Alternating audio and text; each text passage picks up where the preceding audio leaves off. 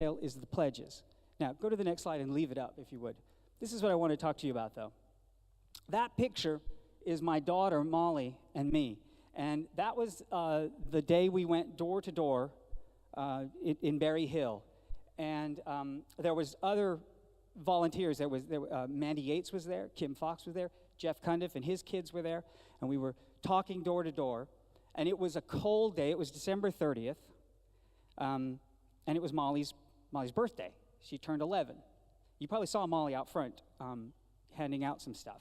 Well, you know, that was a Saturday, so the week before I had told her what we were going to do, and I told her how cold it was going to be. And you know, she didn't think it was a birthday present. But it turns out that it was. Because by the third house, I think it was the third house, she said to me, she wanted a speaking part in our talk. So I said, all right. And if anybody that we visited is here, you'll remember that Molly stepped forward at a certain part in our talk, and she showed you what the potential build-out of the property would look like. And then she showed you what the green space, you know, the undeveloped property that we were going to preserve looked like. And she was totally into it, completely into it, and wrapped up in this community service is what it was. And that's what this is all for. Because whatever happens here, win, lose, or draw, among us, win, lose, or draw, it's going to directly affect her future. And she's my future. She's my replacement. And if you have kids in your house, they're your replacements. And what a great example for the future to see the community come together like this. So Ken said it in the beginning, wrap our arms around this, pledge, and let's bring the horses and buy the property. Thank you. Ken?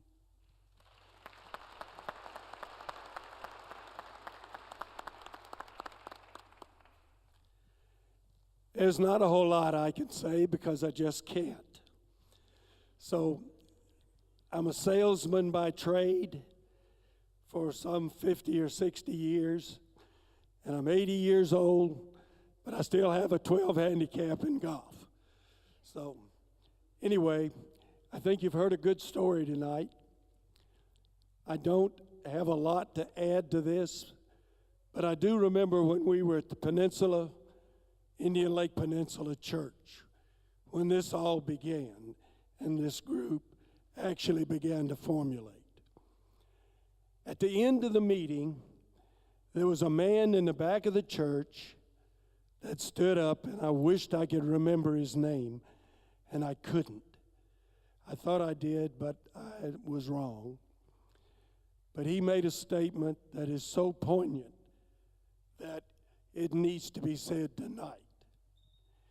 He said to everyone in that church, as soon as a caterpillar blade drops into the land at the Batey farm, it's all over with. There will be nothing else. You will drive by that property. You will see houses. You will see streets, but you will no longer see the open fields that you see when you drive by now. So I'll leave that with you. Now what we would like to do is move into our question and answer period, where I know you've bound to have some questions, and the team would like to field as many of those tonight that we can. And I appreciate your patience for my voice. Thank you so much.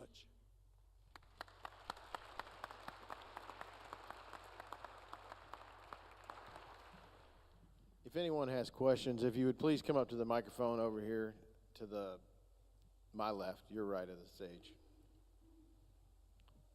And if you would prefer to write in a question, please raise your hand and we'll come collect a card from you.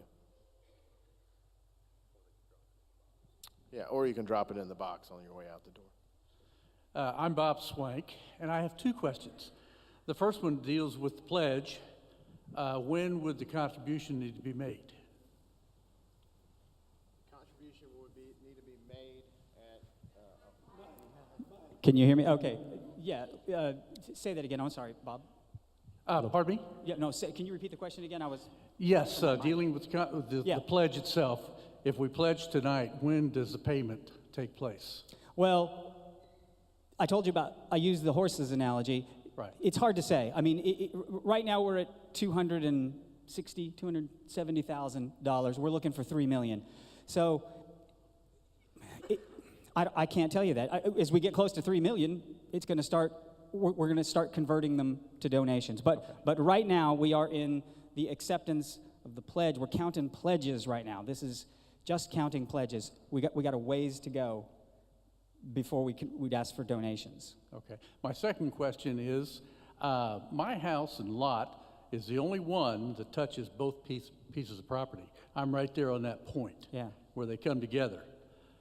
So I'm vitally interested in what happens, particularly in the wooded lot behind me. Do you have any speculation as to what might go there? You mean now, if it goes to a developer, or builder rather? If we're successful in our bid. Oh, well, no, I guess I don't have any speculation. What wouldn't happen, though, is you wouldn't have residential development there.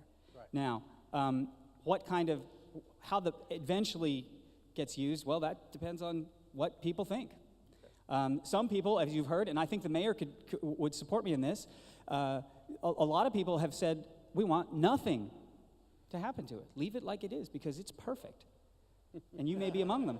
Other people now, to be fair, other people have different ideas. And so, that next step, look, there's going to be some negotiating and working out among ourselves, but the first step is to buy the property. You won't have any residential development, though. You can guarantee that. Okay, thanks.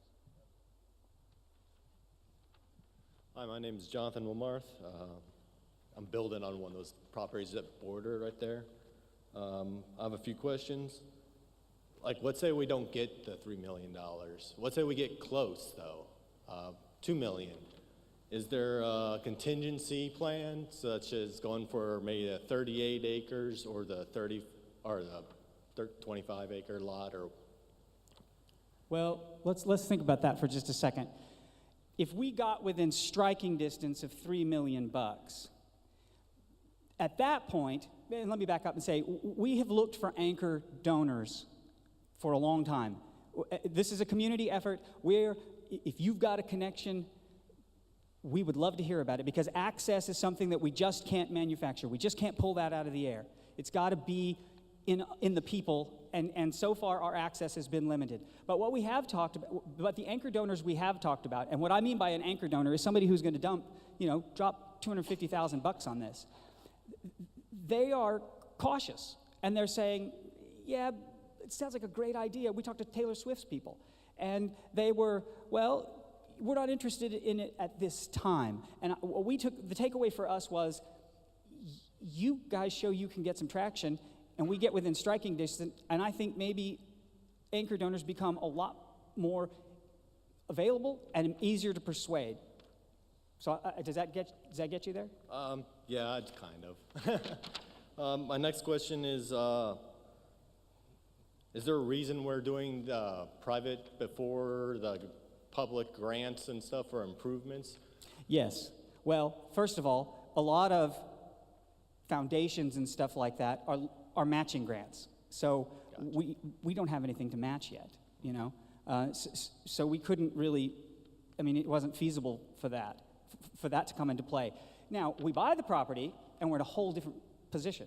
We now own a sizable chunk of property in a major metropolitan area, and I don't think, talking to grants and working through grants and dealing with foundations is going to be all that difficult. Certainly not like it is for us now.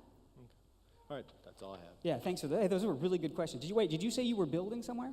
Yeah, I'm building off of Williamshire Drive. There's a 1-acre lot left on that street. So. Oh, outstanding. Okay, yeah, good.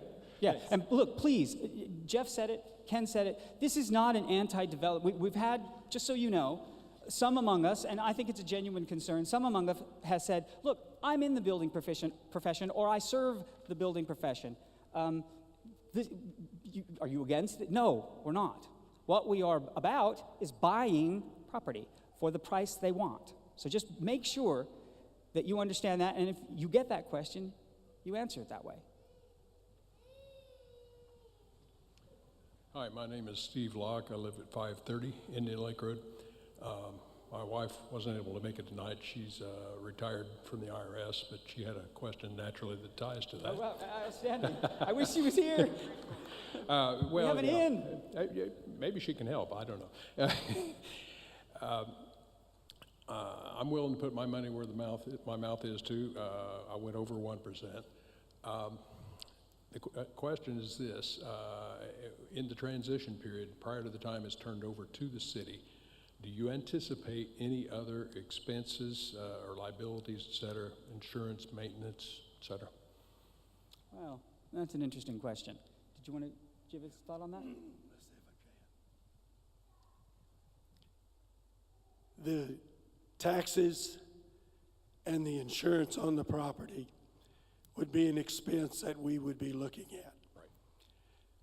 There's a possibility we could get some intermediate grants, smaller grants, not up in the hundreds of thousands, but smaller grants from charitable trusts that would give us some operating capital to take care of those.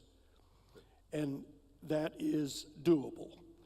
And the problem with some of that is the fact that most of the charitable trusts do most of their gifting in the latter part of the year. And so we would not be able to get our hands on those funds until the latter part of the year. But the taxes on the property would not be due until, next year for all practical purposes in March. Exactly. Good. Taxes on that property right now will shock you. It's very, very low. I could pay it personally myself without any trouble. The insurance, I haven't talked to an insurance agent about what the liability policy would be on it, but my guess, I probably could pay that as well. It's not going to be expensive since the property is in the condition that it's in. So until we really get this thing revved up, expenses are going to be quite low. But once we move into the development phase and we have the trust money with us at that time, we'll be able to function totally. I see no need for us to have another gathering of residents to ask for additional funds from the residents. I do not. So that would be our plan. Thank you.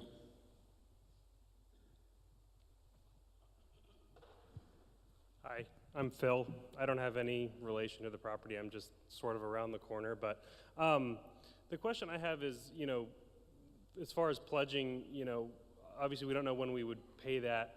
I guess the question I have, and sorry to be negative, obviously we want to be positive, but if, say, we pledge and it gets to the point where we have a charitable organization and we put the money in that, and then something comes up where the seller says, oh, either we're not going to sell, we're going to develop anyways, or another buyer comes in and decides they want to pay more, what happens to those funds that we've put into that organization? Where do they go? They're going to be refunded. Okay. Yeah. Now, look, there is an administrative part to that. So our plan is to keep obviously very good and detailed records, but under no circumstances is your money not coming back to you if we don't get the property. There's no other way to do it. And let me clarify just a little bit. When you make a pledge, there will be no money transferred. Right. Okay, just want to make I was sure just everybody thinking understands we get further that. and then somebody changes Yes. their mind or whatever. And we would have a deal pretty well inked, if not already inked, based upon us getting our money. We would have a letter of interest or some sort of a document in place that would, lock that deal down so it wouldn't just fall apart. Thank you.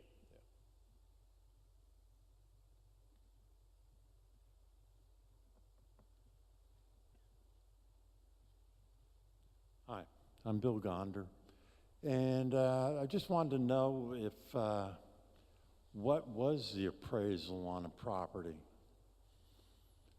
The appraisal the city got back was $2.7 million. It did not include, though, the house. The appraiser did not give an appraisal on the house.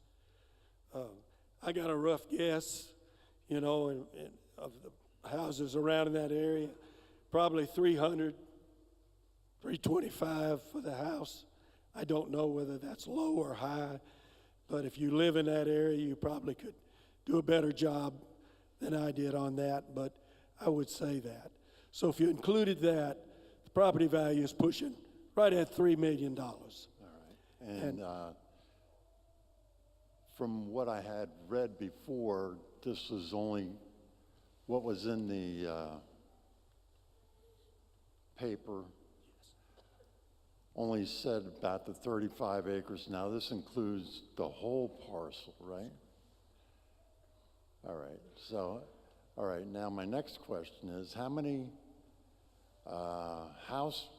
because this seems to be pretty much centered on the peninsula, but not Hendersonville. How many households are there in Hendersonville that would make avail of this property? Every person who lives. What's the number? The number is 50-something thousand people right now, I believe. 18,000 households, according to the mayor. 56,000 people, though, right? Okay. All right, so that would be about $160 per household. That's not much. I like your math, but the reality of life is proven to me. Well, I'm just saying, if you've got everybody to contribute, every household. Oh, yes. But I realize you're not going to get probably 1 in a 10th of them. That's correct. I could also tell you, as I lay in bed at night, I live on the lake, and I can move around the lake and look at houses. I can pick out 300 houses right now that everybody in those houses could give $10,000 and never bat an eye. There's $3 million right there out of 300 houses.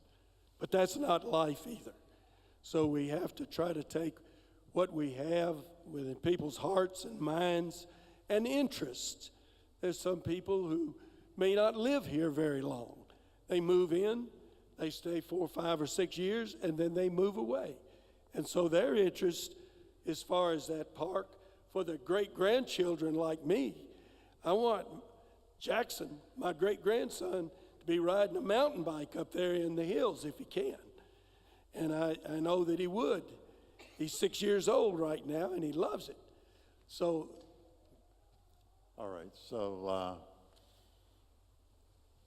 once the property is bought, is it going to be turned over to the city, or is the private charitable organization going to have control over it? You will have control of that property. Right. The funds from the trusts will just be donations to you. And we, as a group, will determine how that's going to be developed where it suits us, you. It's the first time you've ever been given this opportunity, ever. Portland, Gallatin, White House, Nashville, Murfreesboro, Lebanon, no one has ever tried this. We can do it. There's enough money on this peninsula. Trust me. All you got to do is look at how many billions of dollars worth of real estate is sitting on this peninsula.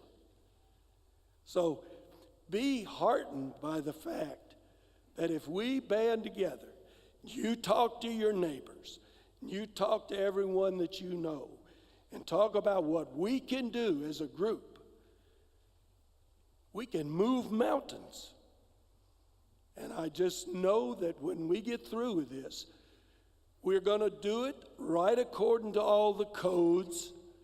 We will not move outside of any city codes. So when we get ready to present this to the city will accept it from us because it meets all of their standards. We will make sure of that. And all your contributions are tax deductible? Yes, sir, they will be. That's right.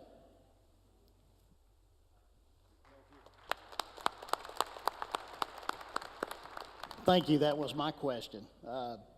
I'm Kevin Willis. I live on Embers Court in Ballantrae subdivision. And I just asked that very same question, so thank you for asking that. I went ahead, I'm in.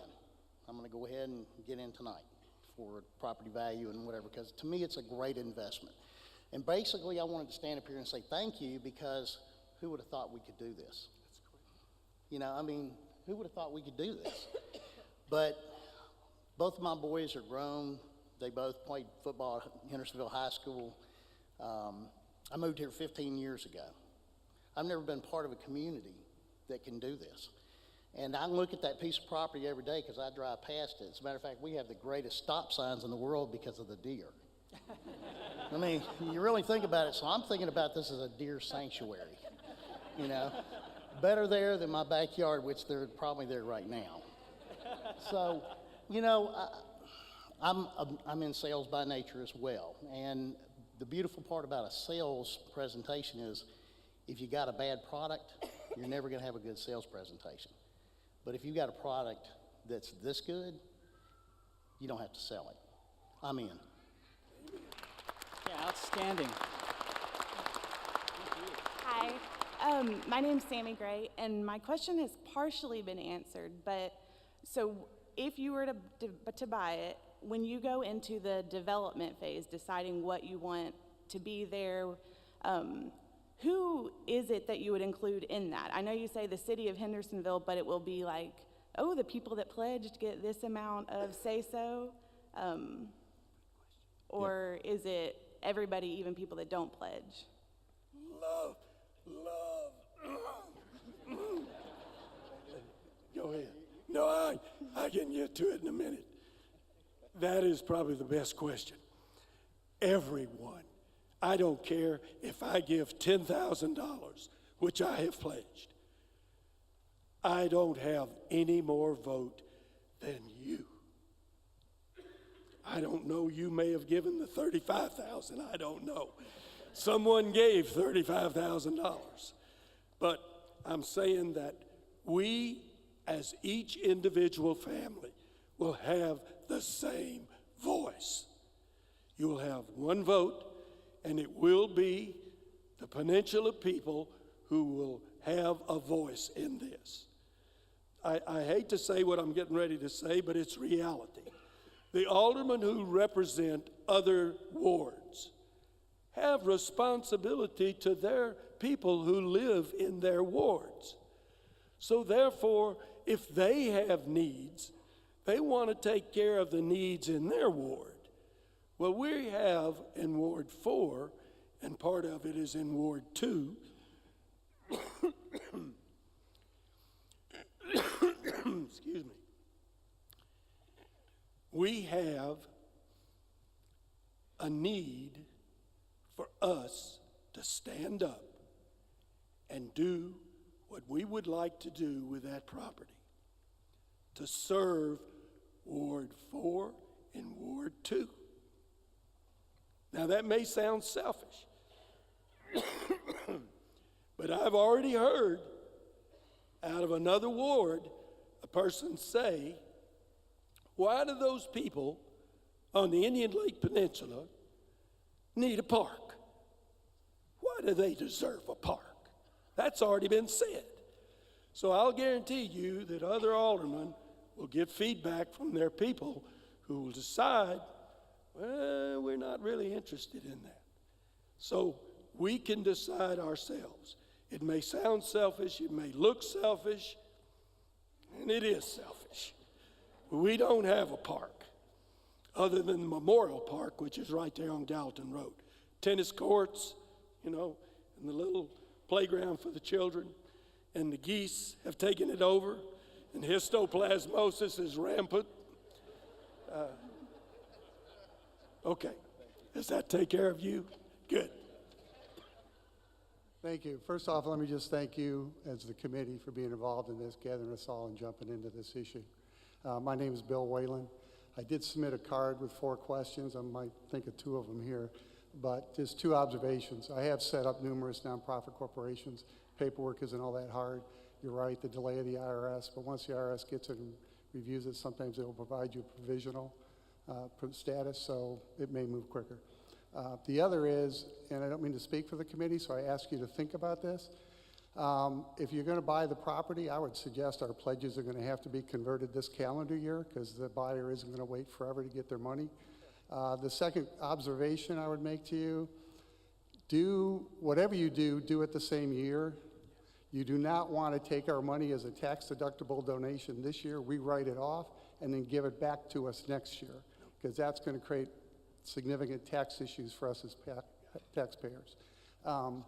Just observation. So, but I would expect that whoever owns the land wants to get cashed out. So the pledges I expect will be converted this year if we get there. Two questions I had, and they probably, I guess all are directed somewhat to the mayor, but I don't expect him to answer them, so I'm not asking for him to come up. One was, had the city considered eminent domain? If we've already established the value of the property, the city could exercise eminent domain. That ties it up. Now it's a matter of just deciding what the value of it is. So that's a possibility. Second question would be, if the city can't afford to buy it, which I've heard, can they contribute towards the amount? And then if that's not a possibility, can you guys buy, or can our group buy the land and the city buy the house? In other words, is there a way to get the city into this game some way? So I'll just offer those as thoughts. Thank you very much. If I can assist the community in any way, let me know. Yeah, stay there for just a second. Stay there. I think on the timing issue, I think your instincts are 100% correct. I think that's going to resolve itself because, look, the owners want to sell, and they're not looking to slow walk it. So I think it happens this year without much question. Now, on the eminent domain, obviously the man is here to talk, so we'll let the man talk. No, we haven't considered it. Are you saying the city cannot legally do so, or the city isn't inclined to do so? We could do it, and a park is a legal reason to do it. We haven't gotten to that point. We end up at the hurdle of $3 million still. Now, I understand what you're saying is that ties it up. So that's certainly a reason for us to consider it. We just haven't gotten to there yet, and I think it's a good idea. There it is. Anthony Holt. Anthony? I just wanted to tell you how much I appreciate what you're doing, all of you.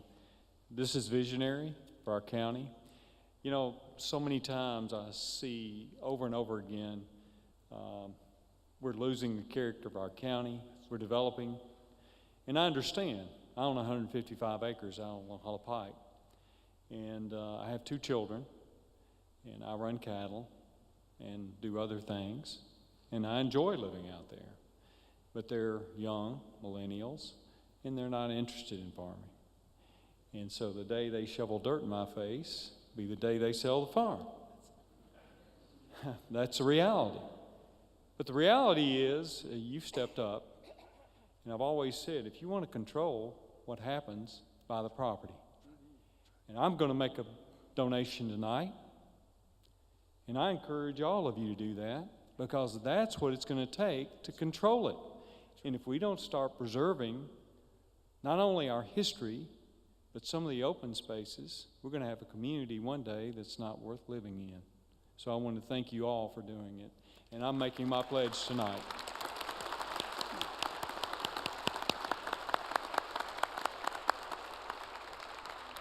I hate to follow Anthony Holt with this question. My name is Jamie Tucker. I live on Valley Brook. I want to see if you guys could give us a timeline, the urgency of this. How much time do we have? We say time is of the essence. We do know that the property owner definitely wants to move it as quick as he can. As he gets offers, he will find one possibly that meets his needs. I mean, so the question is, how quickly will that happen? Well, if you think very carefully, the economy is heating up right now. And most of the people in the home building business are out searching for properties. That was why D.R. Horton came and looked at the property initially. But they wanted to have the high density. Well, if you want to know what high density looks like, You remember that video that you saw up there of Berry Hill right along the side of this property we're looking at? That's high density, rooftop to rooftop to rooftop to rooftop. And when you drive around the sharp bend at East Drive, you'll see nothing but asphalt shingles on the roof, shingles on the side. May not be the quality of house that you might really appreciate. It could be, and it might not be. That's the risk we have. The owner has the right to develop that property. He bought it, and the rule of law is on his side. And I'll be the first man down there to defend him, because I believe in the rule of law. But the great thing is, we as a group, we can get together and pool our resources, and we can be very, very powerful. And we can move into the negotiating arena, and we might be able to put together a deal that's just a tiny bit better than the developer builder can put together. There's some things in the world that many of you don't know about, but there are a lot of people in this country who are looking for property that can be set aside from a conservation easement standpoint of view. We're out feeling for those people. We're not just sitting around saying, well, we're counting our people's money. No, but we've got to put a stop. First of all, we've got to show the owner of the property that we have wherewithal. We've got to have stature. We can't negotiate. We're like a child down at the drugstore, and he wants $1.50 strawberry ice cream cone, and he's got 25 cents. He's probably not going to get his ice cream cone unless the druggist is really kind-hearted. Go ahead.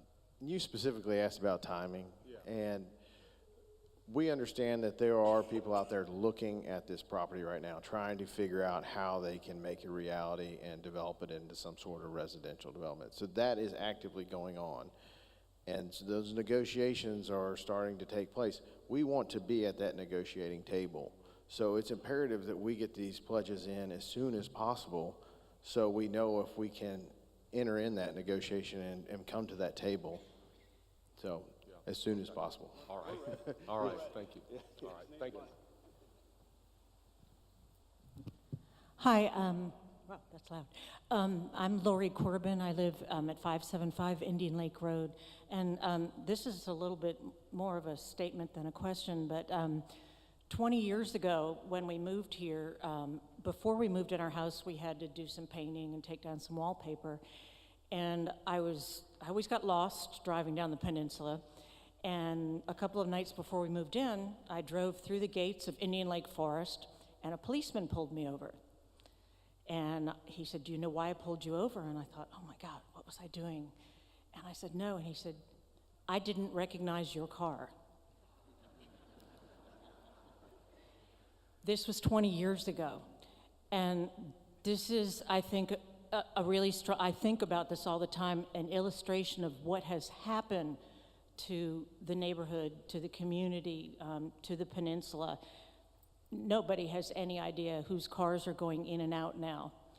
And I remember also driving into out of my neighborhood one day, and all of a sudden, all of the trees were gone that created the forest, and all of the trees were cut down where the development went up behind Indian Lake Elementary. And that was really startling. I almost drove off the road. And the trees have grown up, and it's a beautiful community. And, you know, again, I'm not against development, but I think as many other people have spoken up, it reaches a point where the reasons that so many of us moved to this community, to this neighborhood, to this peninsula, are the things that we're going to lose if Batey Farm is not saved. And so I just want to encourage, I know Michael, I had spoken with him, and I did not realize the urgency that we're in. Jamie was asking about timing, to save the farm. And I've spoken with a lot of people and asked them, are you familiar with Batey Farm? And they're really, I hadn't heard something was going on. So I would just urge, as I was given information about what's really going on, that those of us that are here tonight, that you reach out to friends, community, people that can't be here tonight or that really don't know what's going on, and please seek their help, seek their pledges, seek, educate them and give them the information that we've all been given here tonight to let them know how important it is, and that every single person, every one person, we've seen it in elections, makes a difference. And so I just encourage all of us here to reach out to those that aren't here to have them included in this urgent situation. Listen, what you have said, the point you just made dovetails back into the question we got about who gets a say on things. Mm-hmm. Listen, we heard, as Ken said, we've heard that some people in other parts of the city were saying, well, why us, not them? And I know that our aldermen understand that there's a thing called regionalism, where one region, protects itself. But look, the fundamental, essential truth about this is that this is Hendersonville. So we already have pledges from people who don't live here. The alderman, for example, Peg Petrelli, she doesn't represent our people. She's pledged. Alderman Hedberg, was that her name? Yeah. Hedberg, did I pronounce that right? Yes, she's given some. We've been told that there's people from Clarksville that have given some pledges. I mean, so my point is this. There's leadership through service. This is a service project. This is for all of Hendersonville. Yeah, we're going to have a say because we live here and we want to have a say. But there's no reason to exclude anybody else. And I make this pledge for my family. If somebody from another part of the city says, hey, we have a similar thing, would you come help? My family will come and help. So that's what this is about. It's bigger than just us. So what you said resonated with me with the last thing, so I'd throw that in. Well, you brought up a good point, too, that it can even go beyond Hendersonville. There are people that care about land conservation. I heard down in Franklin that a very well-known music star wanted to save some of the land in Leaper's Fork, and he put the money out and saved it because he cared about land conservation. So it's not just people that care about the community, but care about the reasons why we care about our community. Well, that's right. And I don't mean to be, look, this is not kumbaya. This is practical. Yeah. I mean, we have a limited amount of space and a lot of people. So the more people that help us preserve the limited amount of space, wherever they come from, God bless them. And thank you so much for all the work that you guys have put in.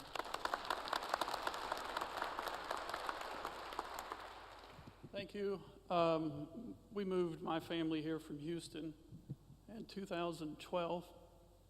We really like living here. It's beautiful. You've indicated that you have a certain amount of funds already raised, upwards almost 300,000. I think this fellow was in for 50 a while ago. I don't know. Have you guys thought about going to the current owner with an option? You can tie the property up now, use the funds that you have existing, offer him an option with a time frame. That way we tie it up. Their counsel has communicated, their attorney has communicated to us, and by the way, back to the timing, there was a deadline of 12/31 where the owners had given a grace period to come up with the money. Their counsel has communicated to us that they're back looking. To your point, it's been communicated to us, and it's not unclear in my mind. They're looking for $3 million cash on the barrelhead. No ifs, ands, or buts. It's a cash deal, full stop. Let me add to that and just say that if we were to put money up in earnest, it would not be refundable to buy that time. So we would need to find somebody interested in buying us time. If there's someone out there interested in buying time, we would love to talk to you. But that would be our challenge. We wouldn't want to ask for your money without you knowing that it's actually going to go to purchasing that property. John? Hey, Ken. I'm John Keatley. I live at 546 Indian Lake Road. And I'm just going to bring this up again because I heard it, and I think it's going to come up again. So I just want to clarify that I heard you say that all the people that have donated, all of us that have pledged, are going to have a say-so in what happens. Is that correct? You and the ones that don't? Okay, so technically, it doesn't geographically have to do with whether we're in Ward 1 or Ward 4. If somebody from one of the other wards or from anywhere pledges and becomes a part of our team, they will have a say-so in what happens with the park, right? I'll vote for that. Right, so the entire city has an opportunity here. This is not an exclusive thing That's for Ward correct. 1 and Ward 4. And that's a really important message I think we need to get out to the community. Good point, John. No, you've hit it. You've hit it. Exactly. That's right. This is for Hendersonville.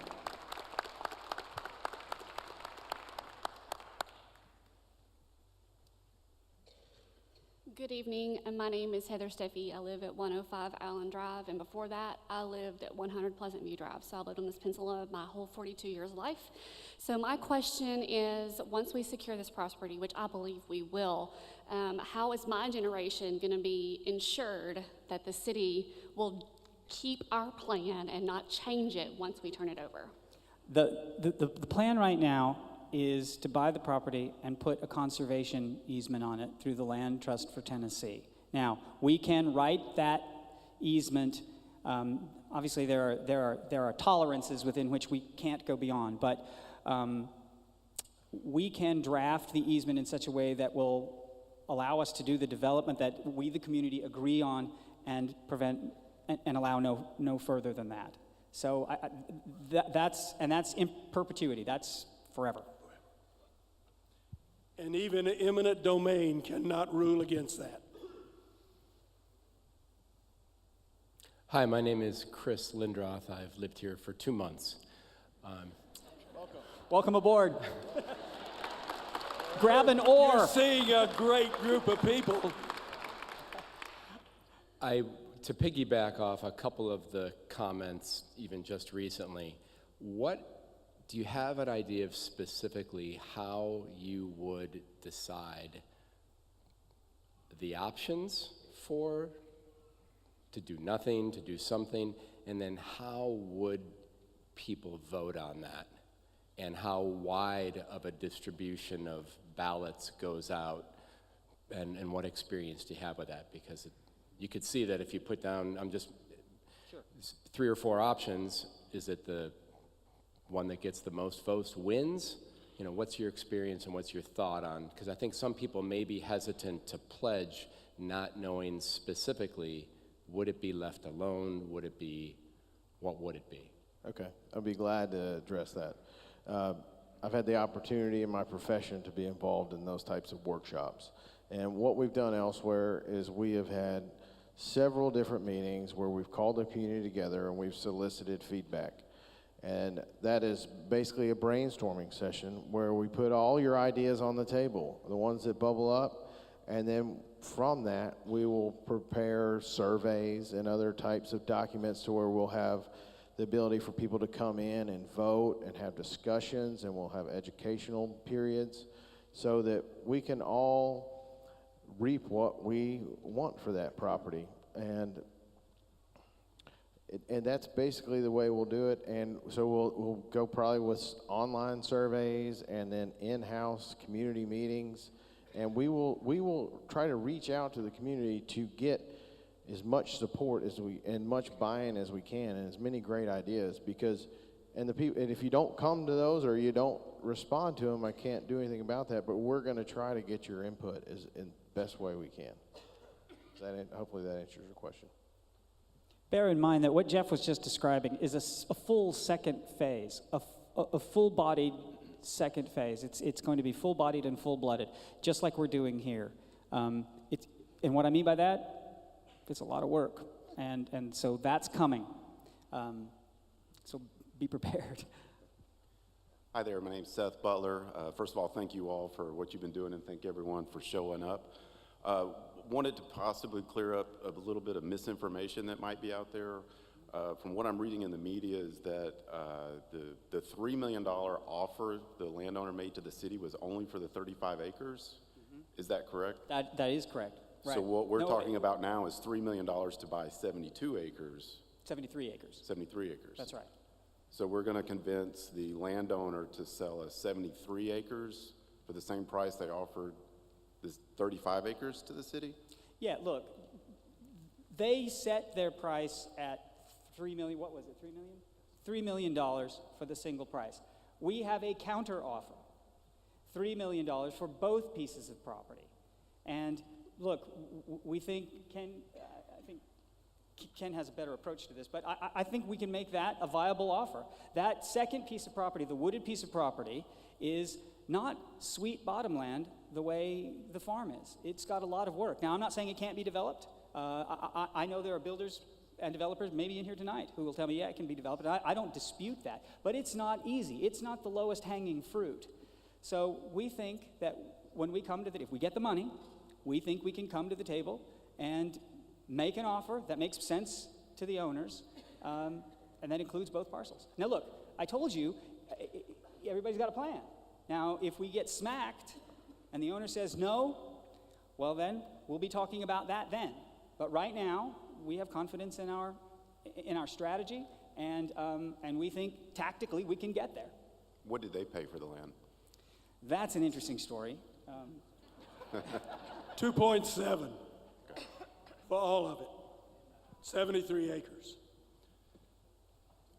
Okay, I'm all for this, and we'll put my pledge in. I would recommend raising the goal a bit, though, just so we have more negotiating room. What would you suggest? What do you mean? Give me the figure. What are you thinking? I'd say at least 4. I mean, just to give yourself that room to negotiate if you needed to, because they're like you guys said before, there are a lot of builders out there very hungry for lots these days. There's a lot. There's a shortage of lots right now in Middle Tennessee, so they're hungry for lots, and they'll be willing to pay more, I believe. So that's my suggestion. There's no ceiling on your donation. No ceiling on your donation. Thank you again.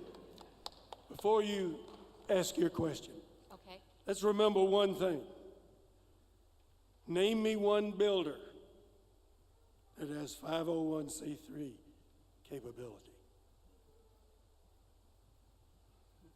Hi, thank you for the committee. My name is Cheryl, and I live, my house backs up near the forest, which the other question I was concerned about, if they save the one greenway, are they going to then come up and build? It's a selfish thing, but, and the other question is, have they gotten groups that are for animal conservation? Because we have so many animals, deer and possum and everything else displaced because of the building that's going on. And I was just recently in California visiting family and friends, and just to put a perspective, everybody was throwing out ideas of what they would do, and one of them said, you know, we could go up and maybe see some deer. And I went, I'm good, because they're in our yards, and I'm so sad to think that impact of losing the greenway as well as all the animals is not, you know, something that the city would say, wait a minute, we need to halt some building, because where do the animals go? How do they handle all the displaced animals?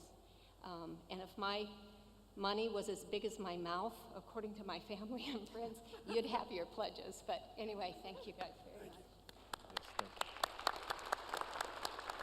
Can I follow up that?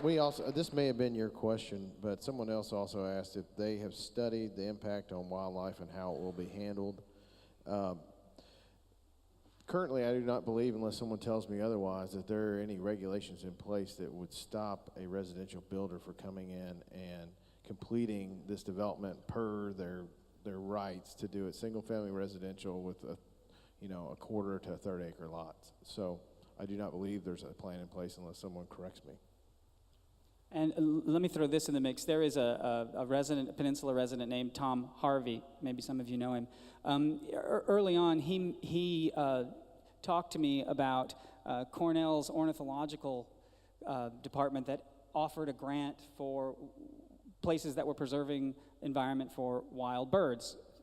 So people have already been thinking about that. Who knows maybe whether that pans out or not, but it's certainly not out of the mix. Hi, David Evans. I live down Surrey Hill Point. My question is, they did an appraisal on the property.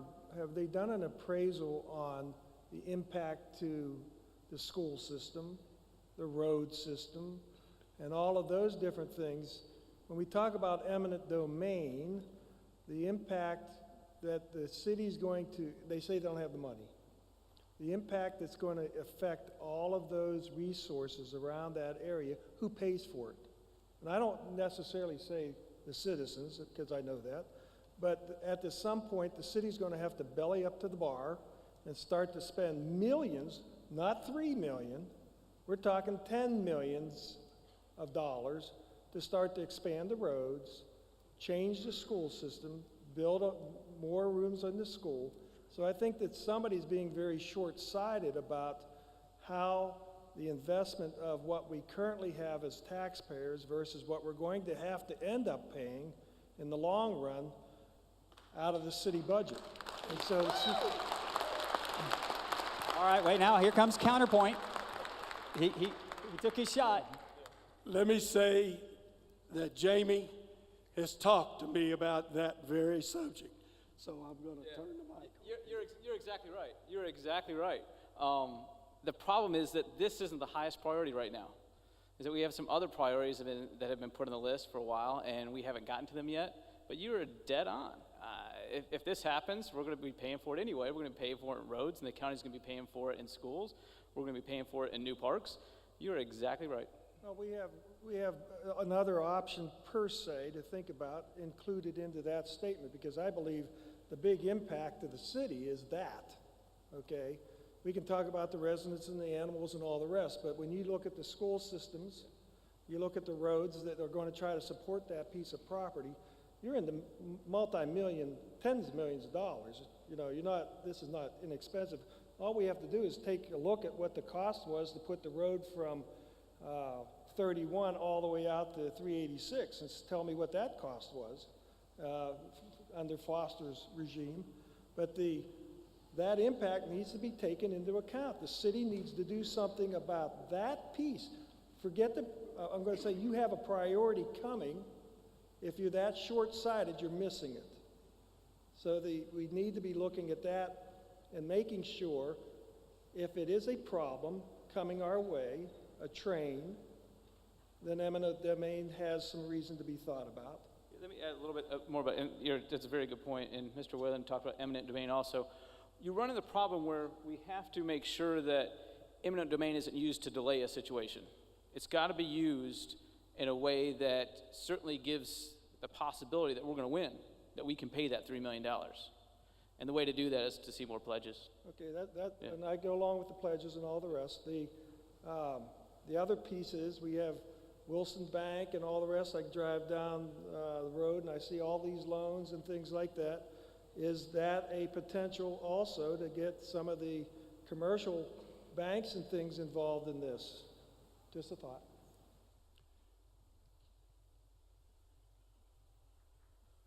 We have talked to a couple of banks, and the banks, if we came up with a chunk of money, like someone said, $2 million, and we needed $1 million, there's a possibility that the banks would loan us that money, but they're going to take mortgage on that property.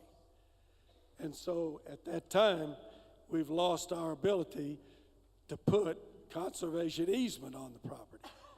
So there's some technicalities there that sound possible, but you begin to lose control. Okay, thank you. This would be another question for the mayor could probably answer too, so if you hang around just a minute. My name is Marty Pinger, and I've lived in Hendersonville over 40 years. And the first piece of property that I bought was on Berrywood Drive, right at the four-way stop of East Drive, and there's Berrywood. And one question that I wanted to have y'all answer on this development per se, is that property been perked? Is has it been tested for sewer? or I would say it septic? has not been perked, Okay, but I'm sure it has been landscaped with regard to. He's referring to sewer. And Sewer, are you- Yeah, but is if that- you're gonna construct the density that they're gonna construct, they're not gonna be, they're not gonna have septic systems. They're gonna have either their own pump station or something else that would transfer that sewage to the main well, treatment this plant. was the issue that hadn't been brought up as far as the utilities availability. And why I brought this up is there was a real problem. I lived in that property for 16 years and did move to over on Bonita Parkway by Indianapolis School. But when they started developing that property and you'd have a torrential rain, it's all flooding. Oh, yeah. Yeah. And Oh, yeah. the sewer caps would come off. Yep. And all that raw sewage is floating down the street, down Berrywood. Yep. So that's not only a health hazard nobody's mentioned this yet, but that's not only a health hazard, but also an EPA issue. Now, on the upper property that you're talking about, a wood area, that's rocky. I know that property. You know, it's pretty rocky, so it's very doubtful that property would ever perk. I'm not an engineer, you know, but that's probably a doubtful. If you had that tested, that probably wouldn't perk. So, with the old sewer systems that this city has, you know, we hadn't replaced the lines forever. So, how is that going to, you know, if the development, this is another thing that just going to be arising. How could it ever be handled by just another pumping station? Well, number one is the Hendersonville Utility District is involved to some degree in what they'll accept and what they won't accept. And so I'm saying the engineering requirements will be met, whatever the city has at this time. If they're inadequate, then they need to be addressed. Well, that's something that hadn't been brought up that needs to be addressed, because if you had an issue that happened several years ago, and I went before the city at one time. I said, "Listen, we got problems out here." Well, But with our proposal, we can't do anything. you don't have your problems. Right, but that's what I'm saying. This is another thing that should, you know, push the more emphasis on buying this property, because that's an issue that we probably wouldn't ever have to worry about. But if it was bought or it's not purchased by the committee or us, that's a very big, you know, threat that could happen. Okay. Could be a major health issue. Okay. And we'll work with you, and we'll work with the city, and we'll be on your side to make sure that they're not doing things that they shouldn't be doing if we come to that point. But right now, let's focus on keeping it the way it is, and let's get our pledges in, and let's get this property. Right, but that was one thing. You know, how are you going to be able to handle it? If we have, we're going to have to, it's getting late and people are wanting to leave, I can see them. And what we'd like for you to do, the pledge is the most important part right now. So if we can have pledges, everyone please pledge as much as you possibly can. You can go online at fulfillp.org, and it's the first thing that pops up. Or you can fill the card out tonight, and if you can, then drop it in the basket out front. So we appreciate that activity be done. Okay, one more question, and that's it. Hey, I'm Shay. I'm not particularly here to save the Batey farm per se. I'm here because my best friend's a Batey, and I don't particularly care about like the state of the land, but I also want to talk about it. So having 38 acres of unsupervised, extremely heavily wooded land that is private is one thing, but making it public, do you know how many kids do drugs at high school? Anybody know how many kids do drugs? Okay. Oh wait, did you have this question about the wooded area maintained and yeah, I was getting really tired and I being... wanted to eat a Hot Pocket at my house, so I was like gonna get out of here. But yeah, having 38 acres of Let me ask you this: Do you think there's a problem there now? Because it may not be public, but there's no guards there. I mean, it's open to everybody. Do we have an existing problem there now? I'm just saying, personal knowledge. Well, no, that Rockland and Saunders and that wasn't a Ferry- trick question. Look, I don't know. And if there isn't a problem now, when it's fully accessible at any time you want, it makes sense to me that it may not be a problem going forward either. Well, it's kind of illegal to go on a private land and, sell weed. But if you're doing drugs, you're not all that concerned about maybe the law anyway. Yeah, have you heard of Saunders Ferry Park? Okay. I'm not saying that I've seen 14-year-olds smoke weed at Saunders Ferry Park in the heavily wooded areas in a public place, but, also, you keep on saying green space. It'll be two separate places with a residence in the middle. How exactly are you going to plan? Is it going to be like two separate green spaces? Is it going to be one green space that, like, some guy's house somebody walks through and, like, drops Kit Kat wrappers in? Like, exactly what? Well, look, the geography speaks for itself, so there's nothing we can do about that. Yeah, I suppose they'd be separated. There may be a small walkway. Maybe there isn't. If I was that guy, I'd be kind of ticked off right now. I don't want Kit Kats in my yard. Anyway, so yeah, I would just, since you're giving it over to city maintenance, do you know how much that would cost per year? Because it's not cheap. No, that I don't know. But Yep. the city parks has the ability to manage that property. It's not beyond their capability. And if we gave them the property, they would manage the property as we would require them to, according to the law that's in existence today. And if you've been in Drake's Creek Park over there, I've watched some kids popping over there, watched them smoking too.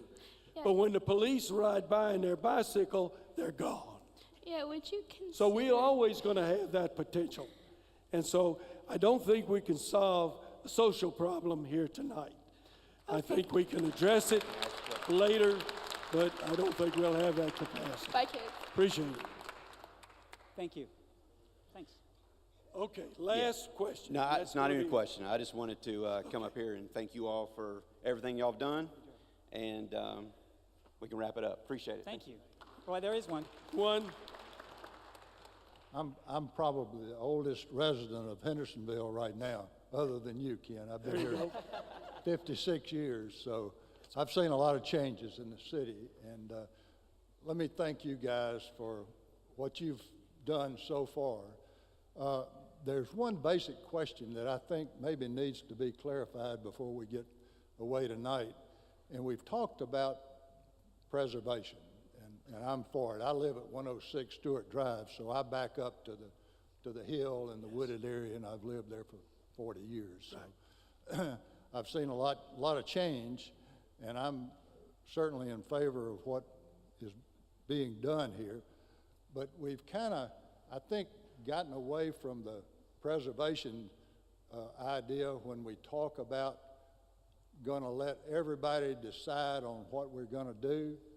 I think, to me, we got one or two options. One is to do nothing. True. And two is to landscape it or do what we can to keep it within the natural concept. True. Not consider the idea of parks or other ideas that kind of give the connotation of a park. We're talking about really preservation, as I understand it. Now, I may understand it incorrectly, but kind of.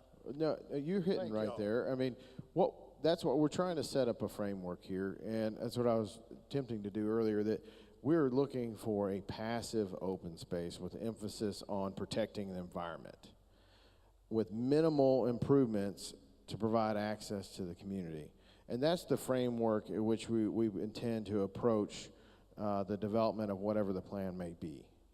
So. Thank you very much, all of you, for your attention and everything. Thank you. If you have additional questions, we have an email site, which is fofilpen@gmail.com. Fofilpen, that's P-E-N, and at gmail.com. But our website is fulfillp.org, and that gives all the information of how to get to us.